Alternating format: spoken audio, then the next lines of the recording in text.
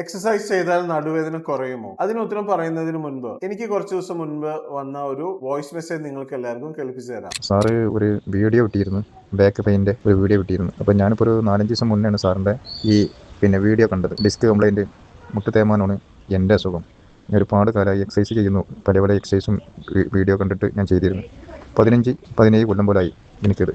സാറിൻ്റെ ഈ വീഡിയോയിൽ നിസാരപ്പെട്ട അത് ഒരു എക്സസൈസാണ്. അപ്പോൾ സാർ ഞാനത് 4-5 ദിവസമായി ചെയ്ത് തുടങ്ങിയിട്ട് ഞാൻ 2 നേരം 3 പ്രാവശ്യം 2 ഭാഗമായിട്ട് ഞാൻ ചെയ്യുന്നുണ്ട്.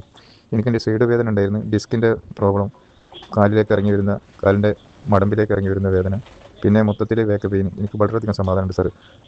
സാറിനോട് എത്ര നന്ദി പറഞ്ഞാലും അത് തീരുവില്ല യാതിയിലാണ്. ഈ മെസ്സേജ് അയച്ചത് 17 വർഷമായിട്ട് നടുവേദന അനുഭവിക്കുന്ന ഒരു വ്യക്തിയാണ്. ഞാൻ പോസ്റ്റ് ചെയ്തൊരു വീഡിയോ കണ്ട് അതൊരു 4-5 ദിവസം പ്രാക്ടീസ് ചെയ്തപ്പോൾ തന്നെ അദ്ദേഹത്തിന് ഒരുപാട് വർഷങ്ങളായി അനുഭവിക്കുന്ന ബുദ്ധിമുട്ടിൽ കുറച്ച് ആശ്വാസം കിട്ടിയപ്പോൾ അയച്ച മെസ്സേജ് ആണത്. ശരിയായ എക്സസൈസ് ശരിയായ ആളുകളിൽ ശരിയായ രീതിയിൽ ചെയ്യുകയാണെങ്കിൽ നടുവേദനയ്ക്ക് തീർച്ചയായും ആശ്വാസം ലഭിക്കും. കാരണം എക്സസൈസുകൾ അല്ലെങ്കിൽ സ്ട്രെച്ചുകൾ മസിൽ സ്ട്രെങ്തൻ ചെയ്യാൻ മാത്രമല്ല, മറിച്ച് നിങ്ങളുടെ പേശികളുടെ സ്റ്റിഫ്നെസ് കുറയ്ക്കാനും നിങ്ങളുടെ സന്ധികളുടെ മൂവ്മെന്റ് ഇംപ്രൂവ് ചെയ്യാനും അതുവഴി ഫ്ലെക്സിബിലിറ്റി കൂട്ടാനൊക്കെ സഹായിക്കുന്നു. സർക്കുലേഷൻ ബെറ്റർ ആക്കുന്നത് വഴി പല വേദനകളും ഇൻഫ്ലമേഷനും അത് കുറയാൻ സഹായിക്കുന്നു. ഒരു കാലത്ത് സോഷ്യൽ മീഡിയയിൽ ഞാൻ എക്സസൈസും സ്ട്രെച്ചുകളൊക്കെ പോസ്റ്റ് ചെയ്തപ്പോൾ പല ഫിസിയോതെറാപ്പിസ്റ്റും എന്നെ വിമർശിച്ചിരുന്നു. ഒരു BMS ഡോക്ടർ എന്തിന് എക്സസൈസ് പറയുന്നു? ഇതായിരുന്നു അവരുടെ ചോദ്യം. എല്ലാവരുടെയും അറിവിലേക്ക് വേണ്ടി ഞാൻ പറയട്ടെ, അഷ്ടാംഗ ഹൃദയത്തിൽ രോഗം ശമിപ്പിക്കാൻ വേണ്ടി ഉപയോഗിക്കുന്ന 7 കാര്യങ്ങളിൽ ഒന്ന് വ്യായാമമാണ്. അതിന്റെ സ്ക്രീൻഷോട്ട് ഞാൻ ഇവിടെ കാണിച്ചു തരാം. ഈ വ്യായാമം എന്നുകൊണ്ട് ഉദ്ദേശിക്കുന്നത്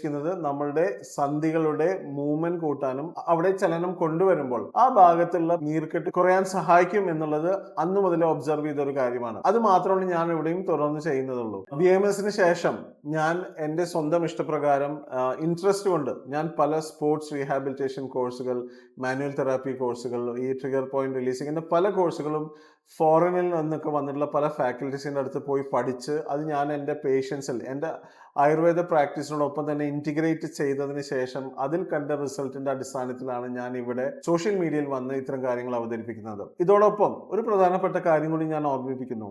എല്ലാ എക്സസൈസും ഒരേപോലെ എല്ലാവർക്കും ഗുണം ചെയ്യണമെന്നില്ല. അവിടെ കൃത്യമായിട്ടുള്ള ക്ലിനിക്കൽ എക്സാമിനേഷന്റെ ആവശ്യമുണ്ട്. നിങ്ങളുടെ ബാക്ക് പെയിന്റെ കാരണം എന്താണ്?